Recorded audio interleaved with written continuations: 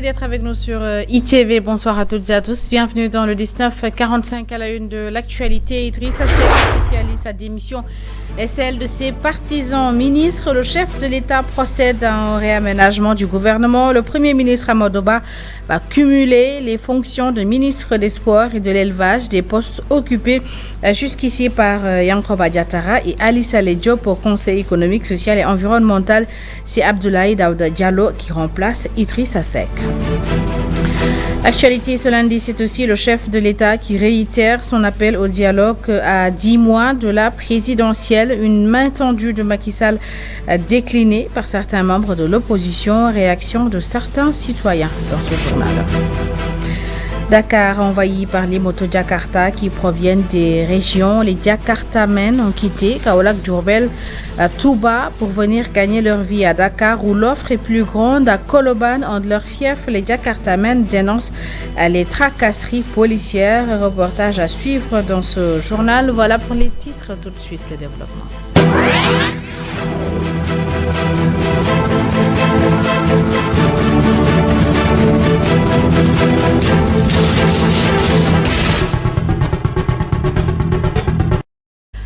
Bienvenue à toutes et à tous et merci de vous informer sur ITV. Je vous le disais tout de suite, le leader du parti Réumi quitte la mouvance présidentielle et officialise sa démission au poste de président du Conseil économique, social et environnemental. Dans une lettre adressée à Macky Sall, Idrissa Seck fait les éloges du président et de ses réalisations. Elle invite même étant dans l'opposition à travailler avec lui pour le rayonnement du Sénégal.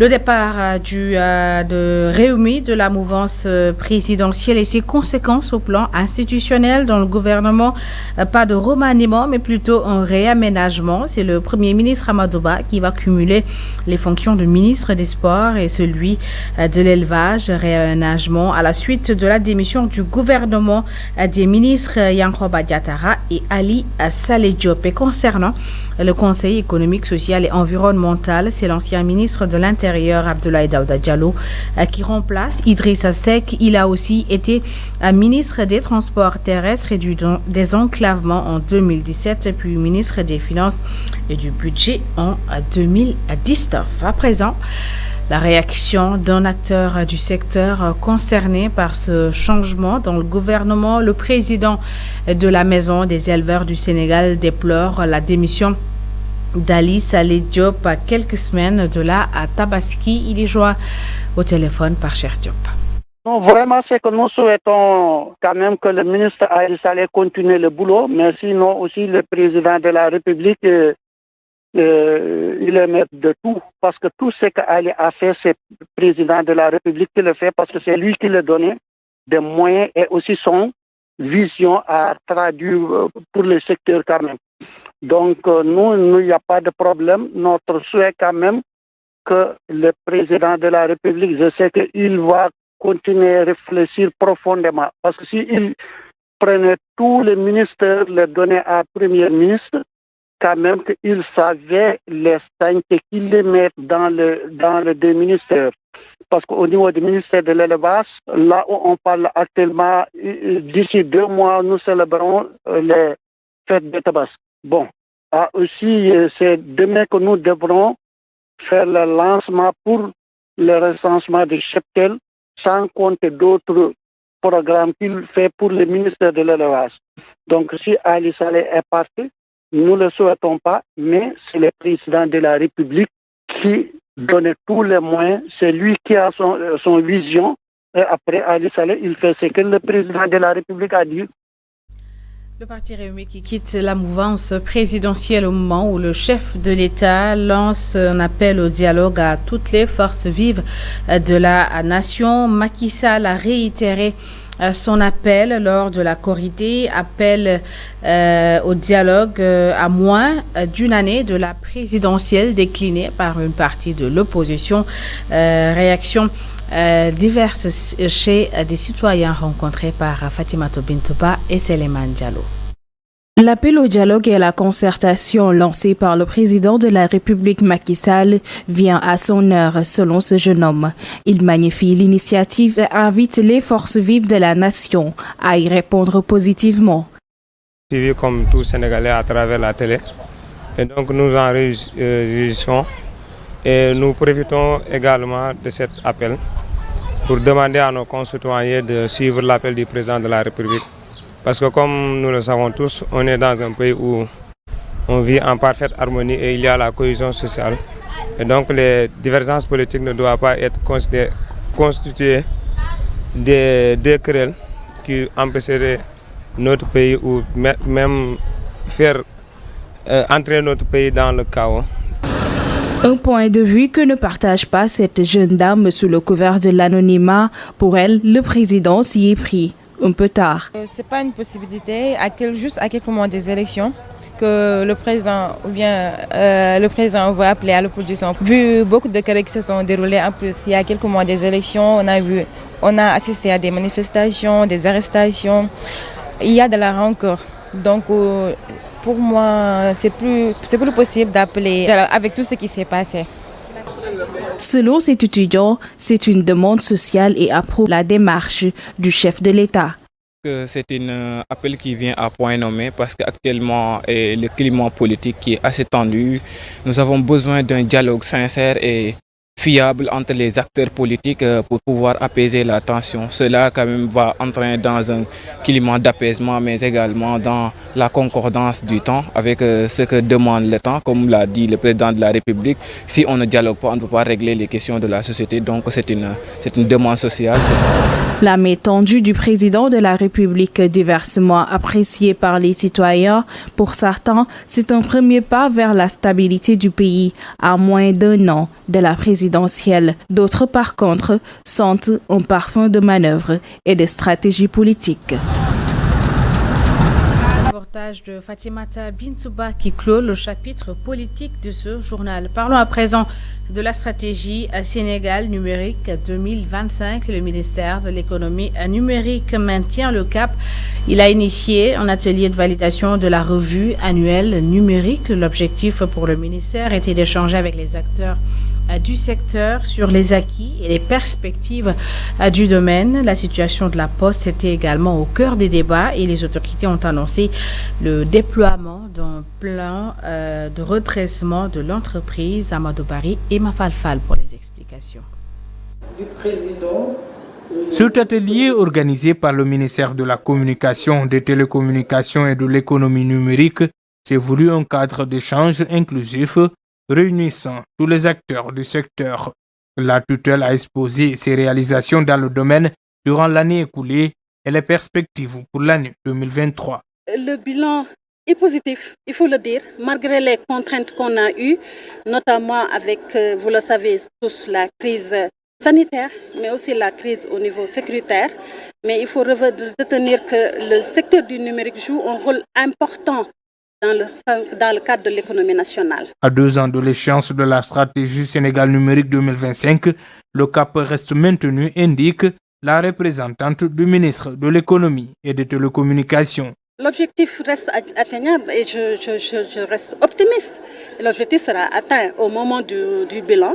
Tout le secteur sera convié, comme on l'a fait tout à l'heure, pour évaluer cette stratégie et élaborer la continuité. Au Sénégal, le taux de couverture de réseau de téléphonie mobile a atteint 99% pour la 3G et 95% pour la 4G, révèlent les autorités.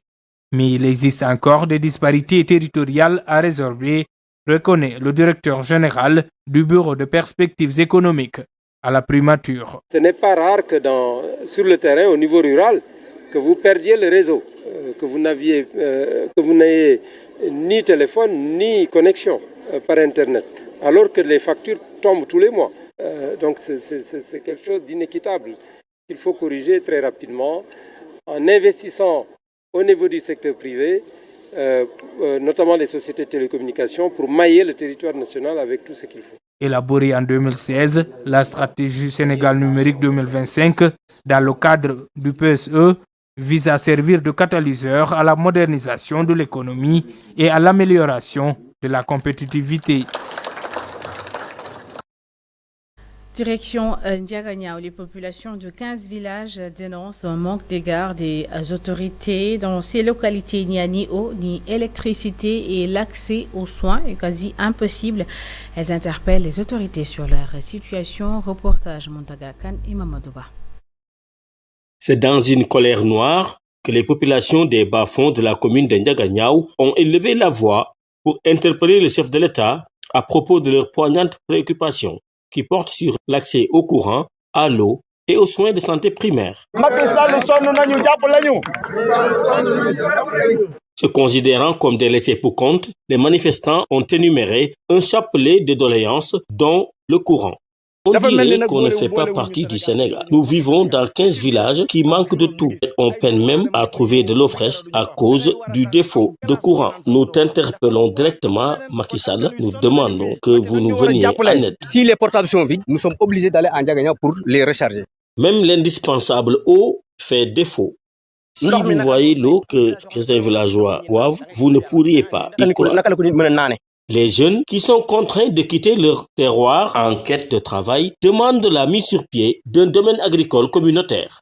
Les jeunes aussi demandent un DAC, un domaine agricole communautaire, pour que les jeunes d'y rester et travailler dans les champs. De toute la contrée, il n'y a que 2 villages dotés de postes de santé, encore que ceux-ci sont presque inexistants. Nous avons 2 postes de santé, le poste de santé de Mouloukten Seko et le poste de santé de Galorolof. Ces 2 postes-là ont des difficultés pour avoir un personnel soignant. Si l'ICP vient, 2 mois, 3 mois, il quitte. Donc le poste reste déshérité. Donc et là, nous avons des problèmes pour les femmes enceintes. Nous sommes obligés de les évacuer jusqu'à Ndiaganyao. Là, d'ici de notre village à Ndiaganyao, ça fait une dizaine de kilomètres. Déterminés à se faire entendre, les protestataires menacent de boycotter l'élection présidentielle prévue en 2024. Si le pouvoir ne répond pas favorablement à nos préoccupations, on va boycotter l'élection présidentielle. Sur le chemin de retour, on a fait les frais de la pénombre qui a rendu encore plus insupportable les terribles secousses qui témoignent, s'il en est besoin, de l'acuité de la construction de la route Sandiara-Ndiaganyao qui fait partie des multiples doléances des populations de la zone. Et pendant ce temps, à Kolda, le PUMA, programme d'urgence de modernisation des axes et territoires frontaliers, mobilise 300 millions de francs CFA pour l'acquisition de 100 moulins à 1000 au profit des femmes. L'objectif est de faciliter le retrait des pylons du quotidien des femmes. Le programme entre dans le cadre de la matérialisation du volet promotion économique et développement durable initié par le PUMA. Reportage à Seydou Diata. Dans beaucoup de localités à l'intérieur du Fouladou, les femmes continuent d'utiliser le pilon et le mortier pour transformer les céréales. Cette façon de moudre les grains transmise de génération en génération n'est pas sans conséquence sur le quotidien des femmes. On se lève à l'aube pour se pousser les dernières. On est au champ, on est partout. Nos mains sont abîmées. On n'a même pas le temps de se laver à cause des travaux ménagers.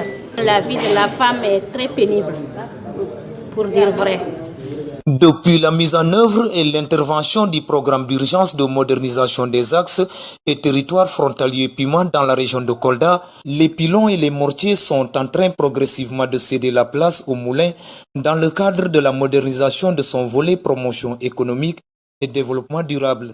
Nous étions à Médine Yoro-Fula pour remettre 29 moulins, mais avant Médine Yoro-Fula, la coordination nationale a remis 40 moulins au département de Kolda. Et aujourd'hui, nous sommes là à Vélingara pour procéder donc à la remise de 26 moulins. Donc la région donc, bénéficie cette année donc 100 moulins d'un coût de 300 millions. Puisque la plupart des localités se trouvent dans des zones qui n'ont pas d'électricité, nous avons jugé nécessaire de prendre des moteurs à diesel d'une puissance de 11 à 12 watts et qui ont aussi une capacité de transformation 350 kg à l'heure. Cependant, l'allègement des travaux n'est qu'un problème résolu parmi tant d'autres, car la liste des plaidoyers est loin d'être épuisée au Fouladou. Nous aimerions qu'ils nous accompagnent aussi, qu'ils mettent sur pied des unités de transformation des produits locaux. ça va alléger nos travaux et ça va lutter aussi contre la malnutrition de nos enfants. Nous rendons grâce à Dieu et nous remercions nos autorités locales, surtout le gouvernement du Sénégal, à qui nous demandons de l'aide pour l'accès à l'eau potable, mais aussi une discrimination positive pour le désenclavement de notre localité. On n'a que 2 centres de santé dans tout le département de Vélingara. Le centre de santé de Vélingara et celui de Médina Gounass. En tout cas, en matière de santé, il y a beaucoup à faire pour le département de Vélingara. Donc on appelle au PUMA, dans les limites du possible, d'essayer d'appuyer ce secteur, même si il y a effectivement un existant qui est là, mais on peut l'améliorer. Le PUMA accorde une importance toute particulière au département de Vélingara, d'ailleurs qui est le seul département au Sénégal frontalier avec 3 pays.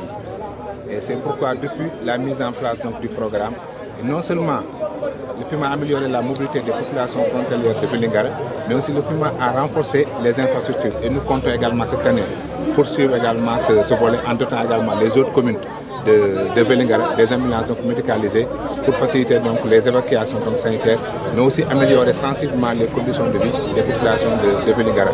Beaucoup d'efforts sont certes consentis par le PUMA depuis son intervention dans la région.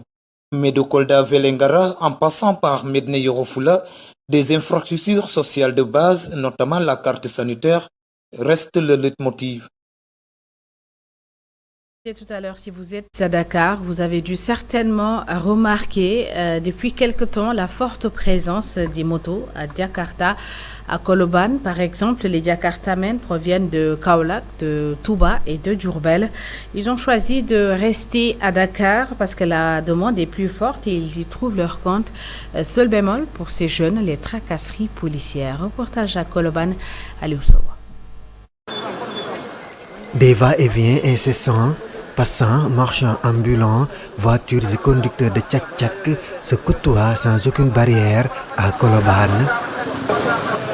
Ici, de nombreux conducteurs de moto-taxi viennent de l'intérieur du pays. C'est le cas d'Ahmed Fall et Babakar Diop. Ces derniers, venus de Kaolack, voient plus d'avantages à Dakar malgré quelques contraintes. Le business des motos-taxis ne marche pas à Kaolack, comparé à Dakar. Dans la capitale, les tarifs sont plus élevés, malgré que les policiers nous causent d'énormes préjudices. À Kaolack, il n'y a pas de tracasserie policière par rapport à ici. Mais là-bas, les courses varient entre 300 et 400 francs CFA. Même sentiment pour Ahmed Sow, ce jeune homme a plus de revenus dans la capitale que la ville sainte de Touba. À Touba, ça marche au ralenti. Mais dans la capitale, on peut gagner facilement 100 000 francs le mois et ça peut servir de fonds d'investissement dans d'autres secteurs.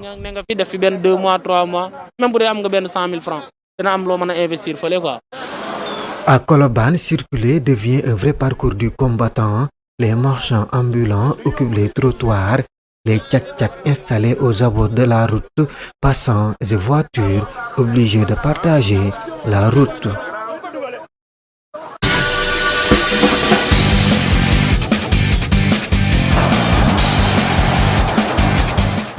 La page des sports nous mène d'abord à Saint-Louis où les acteurs de la balle orange ont profité de la visite ce lundi du président de la Fédération sénégalaise de basketball pour lui exposer leurs problèmes. Ils ont par ailleurs décidé dans leur majorité de soutenir la candidature du président sortant, Maître Babacar Ndiaye, lors des prochaines joutes fédérales.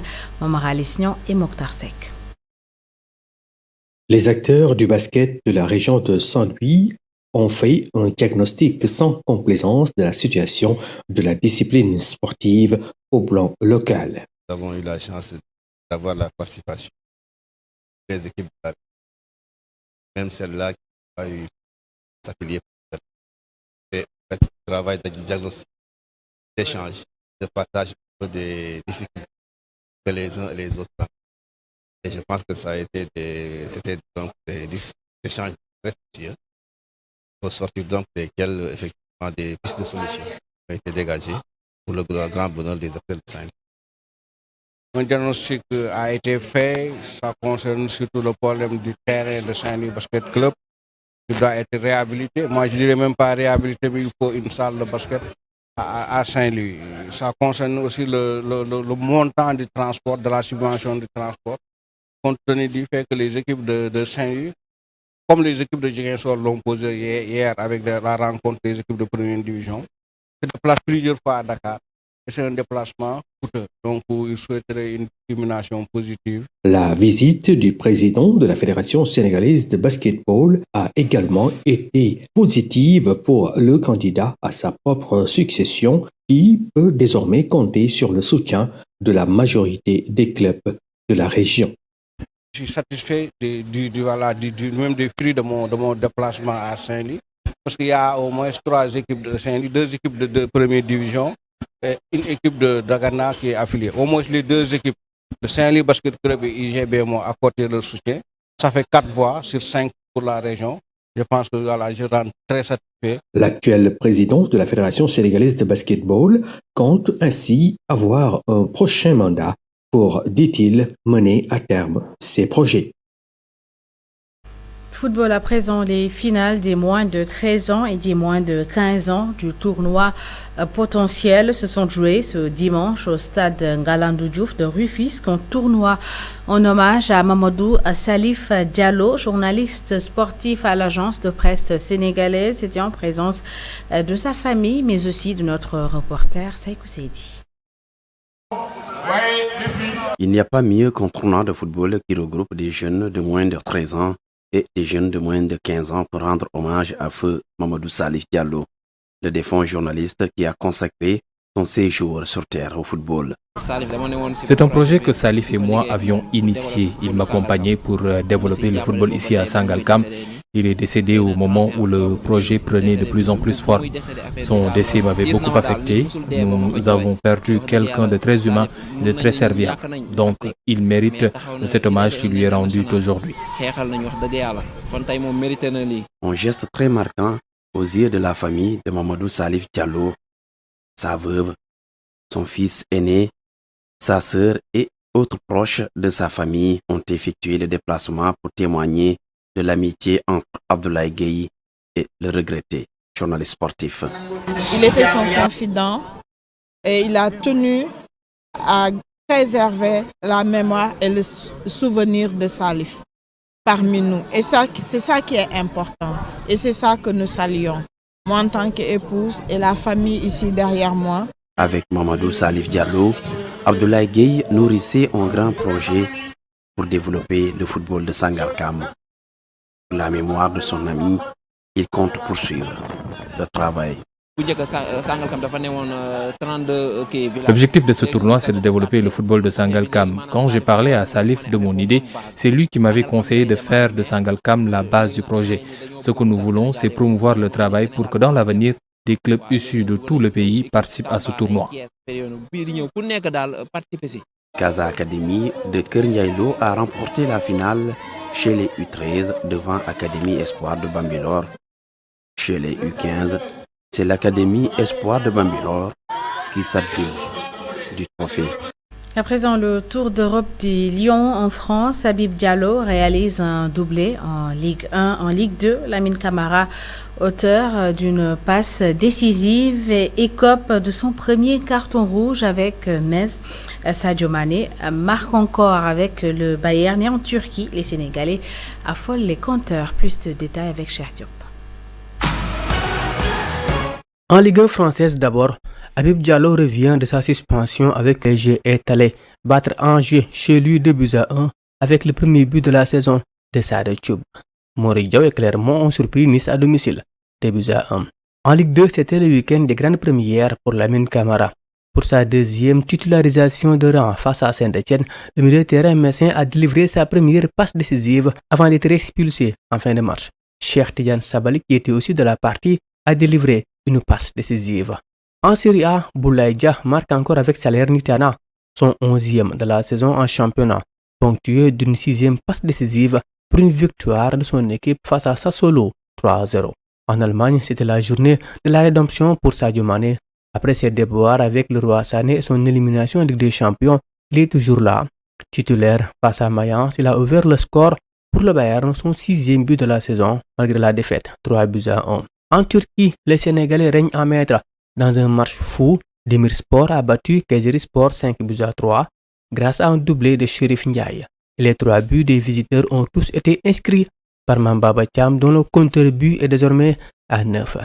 Fatih Karagumruk est rentré avec le point du nul de Galatasaray avec un but d'Ambaye Diagne, son 17e en championnat cette saison. Enfin, Mamadou Fall a aussi marqué pour Kassim Passa qui s'incline à domicile 2-1 face à Konyaspor grâce à un but de Mambiram Diouf, son 9e de la saison.